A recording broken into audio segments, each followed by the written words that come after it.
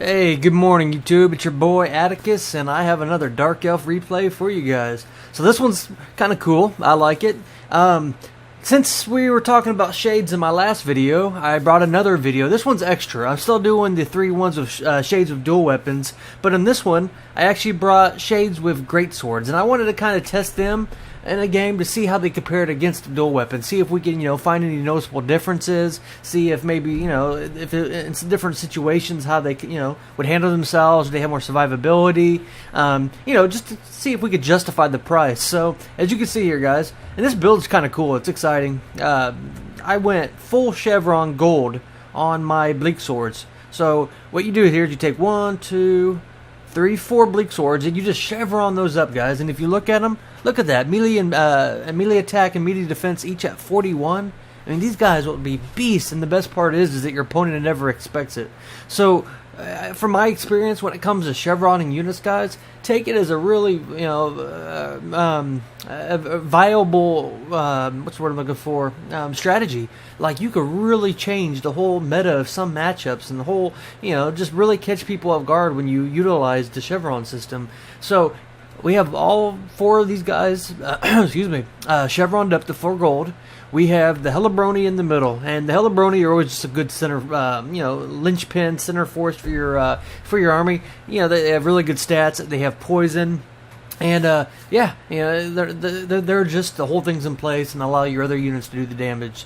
So we also have, for my lord choice, I brought my favorite lord in the game, Dreadlord. Well, besides Marathi, I take that back. Second favorite lord is just the Dreadlord sword and crossbow, and I love this guy's. If I'm not playing Marathi, it's always going to be this guy pretty much all the time if I'm playing super competitive. Just because, that armor-piercing missiles is just so good. You can throw him on a dragon, and he remains relative cheap. Now, Malekith is really good too, don't get me wrong, because he has Soul Stealer and all his extra spells, but I don't know. I think I just favor more, of the playstyle around the Dreadlord.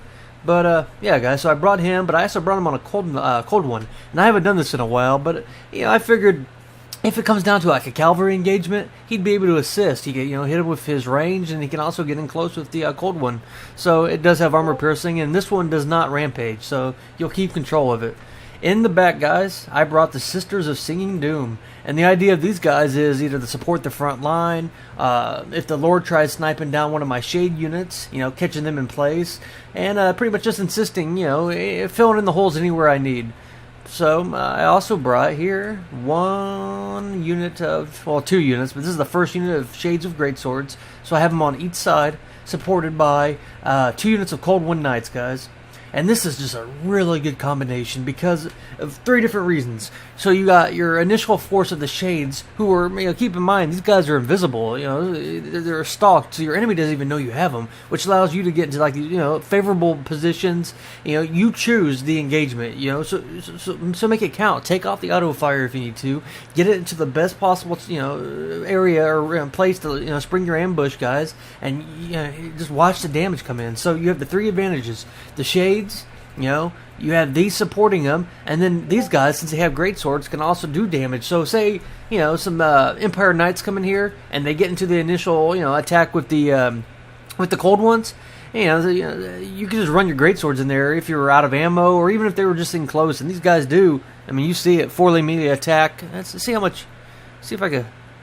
Yeah, see if we can see how much armor piercing that actually is. Weapon strength. There it is. So, yeah, bonus versus every 12, armor piercing damage 26. So, yeah, these guys, and you'll see in this matchup, guys, like, they can actually trade pretty good with cavalry. So, yeah, that's the matchup, guys, or that's my build. Oh, and then I also forgotten, I'm starting to really like these guys. I know a lot of people don't think they're worth it, but if you've seen many of my replays, I've made them work. I've had really good use of the Ravens are just, I don't know, as long as you just keep them out of range, guys, like, they just have, any cav, lords, or any unit that comes out of position, these guys are just so good. I really like them. Yeah, they are glass cannons. You have to protect them, but I don't know. I like them. I think for 1,000 points, it's pretty fair. So as for my opponent here, guys, we can see that he brought a unit of Knights of the Blazing Sun, and I haven't seen these guys in a while. I haven't fought against them. They're cool. Maybe he was expecting Hydras. That's why he brought the fire damage. And in this matchup, these guys are really good. the regenerate, it keeps the Hydra from regenerating, which is helpful. They take extra damage. So for his front line, he also has 1, 2, 3 units of handgunners, and these guys are really good too in this matchup specifically because you got your Cold One Knights, you have dragons, harpies. Malekith, all these different things. And these guys, especially now that they've been fixed in the last patch where the handgunner bug is gone, I wouldn't group them up like this. And, guys, if you are playing, Empire, separate them. Because all it would take is for me to land one harpy into this unit right here, and it would tie up both of them.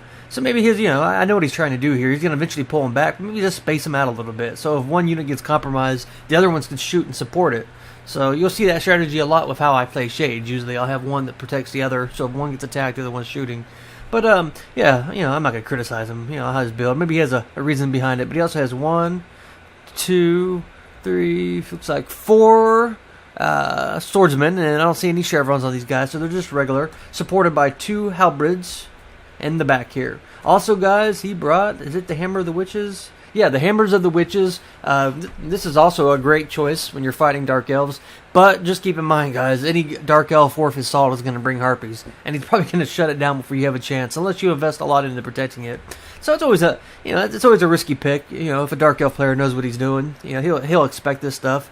But this thing, it just wrecks though. It's a magic damage, bypass physical resist, take out cav, lords. This is really good. Supported by its steam tank too. And the steam tank, guys, I don't know. I mean, it is unbreakable. It causes terror, and it has really good missile damage. I mean, if you compare it to, so it does what? 445 missile damage compared to the 377 at the Great Canyon. So yeah, the steam tank actually does more damage than the Great Cannon. But keep in mind, they have 3 different cannons here and just 1 shooting here. So I don't know, maybe it trades off. So for his lord, he did bring, I think it's Karl France. Yeah, the Emperor of Mankind right there, Karl France. So yeah, guys, and for his he did not take Galgaratz, the anti-large bonus thing, but he does have Foe Seeker, I think it is. So, and then I forgot, guys, one of the most important things in any Dark Elf thing, as much as I've been preaching it, 2 units of Harpies. So if you're a Dark Elf player and you're fighting either Skaven, Empire, or Dwarves, and you don't have at least 2 units of Harpies, you're probably doing something wrong, unless you have another specific way of shutting down their range and artillery. It's just a must, guys. It's just a must. These guys are just so good. So let's go ahead and start it up here and see how this matchup goes, guys. We're going to see how the Shades of Great Weapons do. And after this one, we'll be able to compare it, because I'll do another dual weapon one, and we'll see if there's any difference. So, right off the bat, my opponent is going to start wisely shooting the Cold One Knights.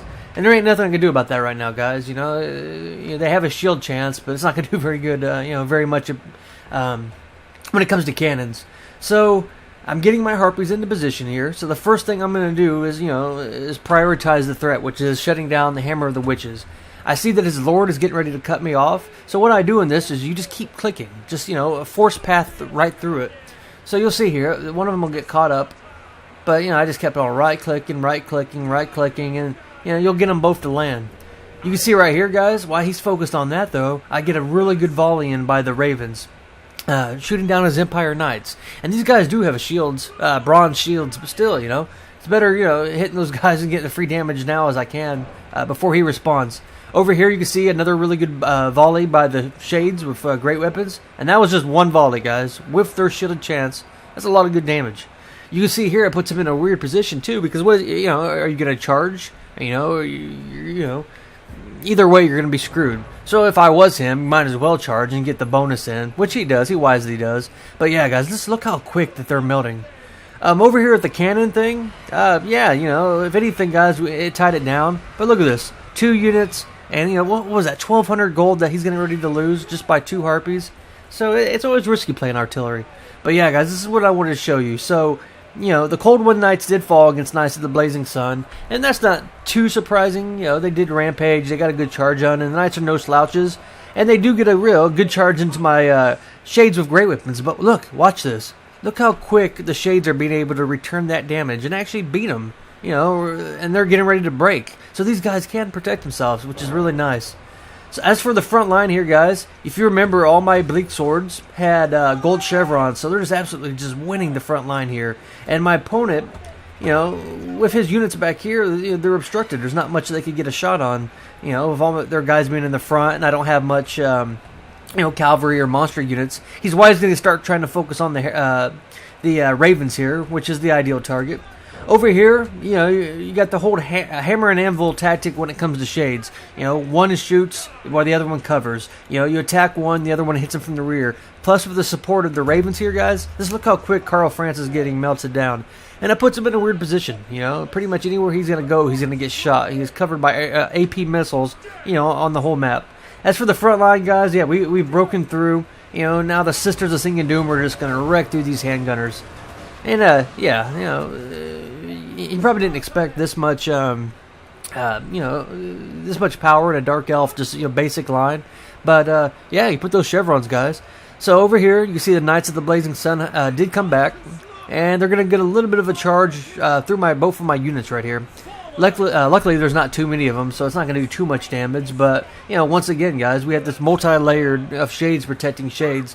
And the great weapons, yeah, I mean, they're just really good. You know, I mean, look at that. Look how quick they just break them. And, you know, so if you're paying $1,100 or 1,100 gold for these guys, or points, or whatever you want to say, but it is worth it. If you play them right, guys, it is worth it. So, yeah, if you look at the main infantry, you know, fight, we've pretty much won everything here. Now we're just doing cleanup. And he has this little last pocket of resistance here. So I'm going to go ahead and get my shades in here to kind of, you know, tie him down so he can't move. And, yeah, we're just going to pick him off with the shades and just, you know, watch his damage here. Isn't that beautiful? I don't know, guys. Shades are so good. And, you know, consider them like Sisters of Avalorn or Way Watchers. They're the Dark Elf equivalent. They're actually better than Sisters of Avalorn, in my opinion, because they have stalk. And you could also do the great weapon or dual weapon variants. Yeah, I know it's like apples and oranges, but yeah, guys. I don't know, I just wanted to show you that matchup. You know, show you the value of shades of greatswords. So, you know, on the next video when we have the dual weapons, we'll have something to compare them to. So, yeah, looking at the in-screen breakdown here, guys. Yeah, the front line did great. So if there's ever, you know, if there's a couple lessons to learn from this video, one would be, you know, keep in mind the chevron game, guys. You know, there's so much variety and so many options you could do, and it changes units dramatically by putting chevrons in them. So a unit that before would have only been good at maybe, you know, just being a sponge or just hold it, now actually has some killing power. So yeah, it lets you, you know, experiment and try different things and keeps the game fresh. So yeah, the front line did really good. You guys saw what the shades did to the Empire Knights. You saw what it did to Karl Franz. You saw what they did up close when, you know, they actually broke through the defense. And yeah, Sisters of Singing Doom, these guys are so good. And, you know, one of my friends asked me, like, what is the ideal matchup? What are these guys for? You know, and Witch Elves have a very specific role. Yeah, they're kind of hybrids. You know, obviously, their main focus, like, the why you buy Witch Elves 9 times out of 10 is because you want to be able to lock things down. That is the big, you know, allure of them. That, you know, if they attack something, the enemy loses control of that unit.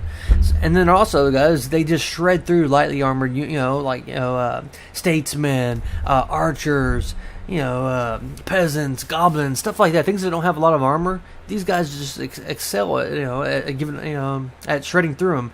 But the Sisters of Singing Doom, guys, yeah, they're just, you know, they're very good to take when you take shades, because, you know, it makes your opponent hesitate landing down there, because if he does, you know, he risks getting caught, and your other unit will just shoot him down. As for the Cold Wind Knights, I mean, I didn't expect them to actually, you know, do anything by themselves, but supported by the shades, yeah, they did the trick. And then one other lesson I would probably say on this, like, if you saw the video by Reverend, I'll link him in the bio. He's like top 100, really good guy, really good player. And he did a video recently talking about, you know, how you don't need a caster every game, and I agreed with him, and this kind of shows you guys you don't always need a caster. Sometimes if you just want to save money and not bring that extra 1,000 points of magic, which, don't get me wrong, magic is good. You know, 60% of matchups is probably good to have them, but you don't always need to. As for my opponent's build, guys, I mean, it was okay, I guess. You know, in my experience, if you're going to bring Karl Franz, bring a Jade Wizard, just because he doesn't have any healing, and he is susceptible to getting sniped like that. And then if you're going to bring this many handgunners, separate them. You know, have that same way that you kind of use shades. You know, separate them. Have a multi-layered defense so they can protect each other. And yeah, as for the Steam Take, I'm not a big fan. You know, I have yet to be impressed by it, but you know, maybe we'll try it in a different video someday. So, all right, guys, that's just a quick one on Shades of Greatswords. Give me a couple hours, and we'll upload the next one of Dual Weapons, and we're gonna test Game 2 and see how it does. So, all right, guys, it's Atticus. Thanks for your support, and I'll see you next time.